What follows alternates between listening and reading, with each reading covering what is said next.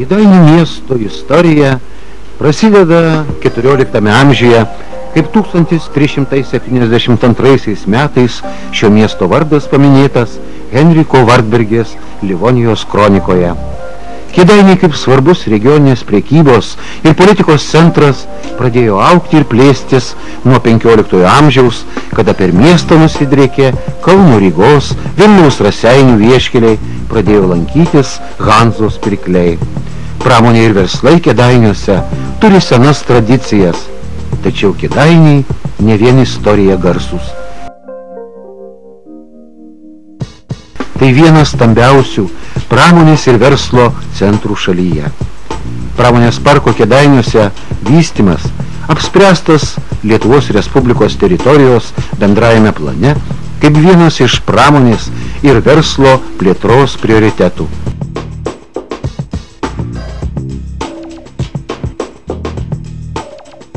Svarbus to veiksnys yra šalies teritorijos bendrajame plane numatyti transporto koridoriai kaip urbanistinės integracijos ašys, galinčios pritraukti investicijas.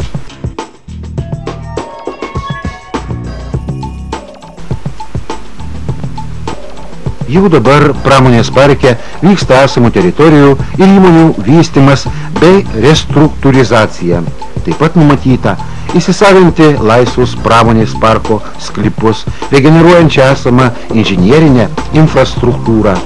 Laisvuose ir naujai parinktuose sklypuose siūloma vykdyti ne maisto pramonės įmonių statybą.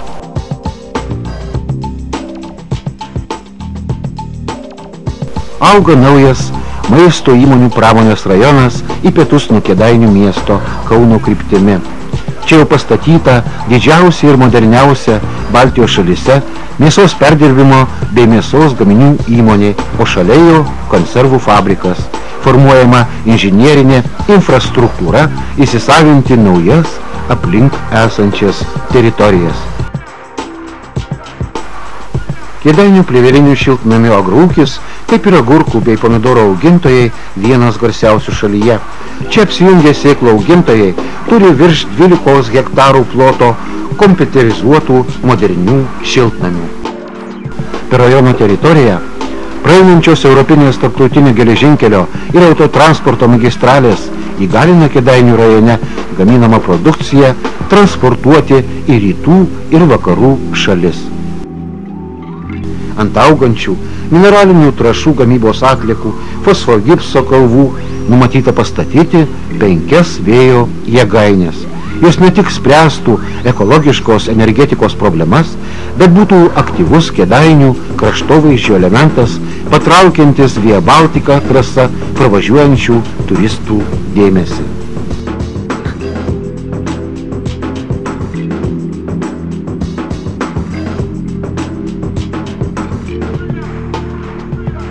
Bendrajame plane numatyta Kauno regiono sąvartyną įrengti Kėdainiuose, esamo Zabieliškio sąvartyno bazėje, kuris užima veik 9 hektarų žemės sklypą.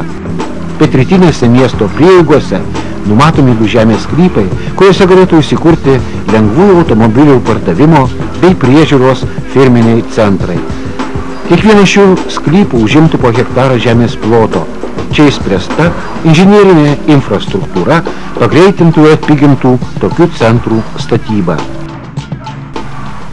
Kėdainiai vienas iš nedaugelio šalies miestų, kur prekybos plotas vienam gyventojui viršija šalies vidurkį. Tačiau nepaisant to, pas mus ateina vis nauji investuotojai, norintys statyti naujas parduotuves, nes Kėdainiai savo demokratišką politiką yra patraukliausias investicijoms vidurio Lietuvos miestas. Todėl siūlome naujus plotus prekybos centrams kurtis prie Jono Basanavičiaus ir Chemikų gatvių. Kėdainių miesto degalinėse jau įprastos mažiausios degalų kainos šalyje. Siūlome dar vieną vietą naujai automatiniai degaliniai statyti gyvenamojo rajono centre Kanapinsko Gegučių gatvės žiedinėje sankryžoje. Šiuo metu veikiančio, tačiau fiziškai ir moraliai pasenusio odų fabriko vietoje numatyta statyti pramogų ir atrakcionų parką. Šalia jo praeis miesto dviračių takas bei tiltas per Nevėžį į kairįjį krantą. Šis tiltas suteiks galimybę kėdainiečiams dviračiais iš gyvenamojo rajono patekti į pramonės parką, kur dirba didžioji dauguma mūsų miestiečių. Vienas iš miesto paplūdimių bus įrengtas Kėdainių senamiesčio pakraštyje Skongalyje prie vaizdingo Nevėžio upės vingio.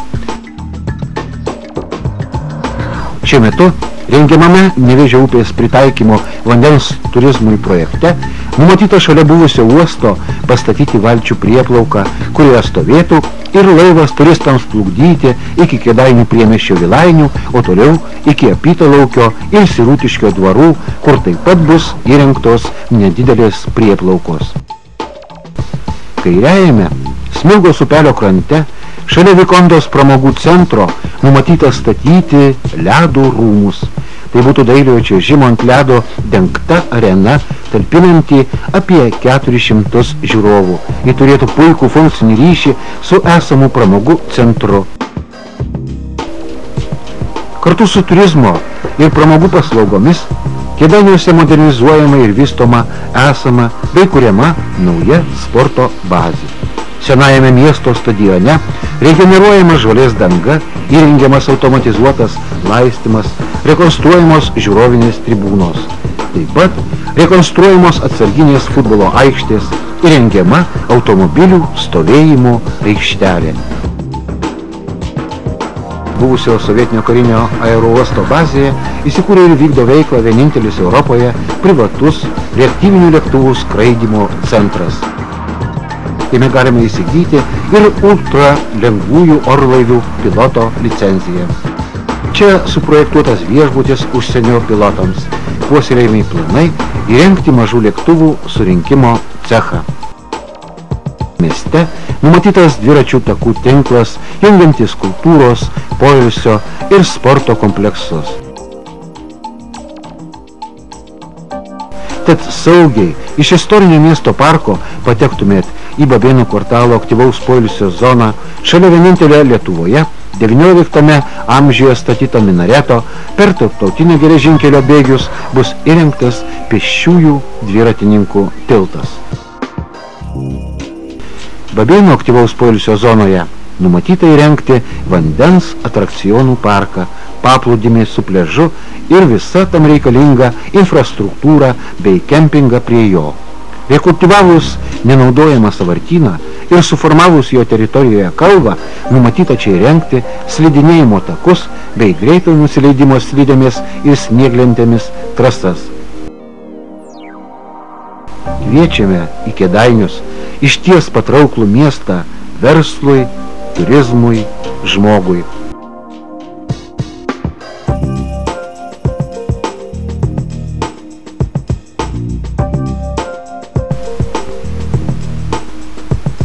Tekstą skaitė Vitoldas Burneika, įgarsinta Kėdainių kultūros centre garso režisierius Liudas Lapienis.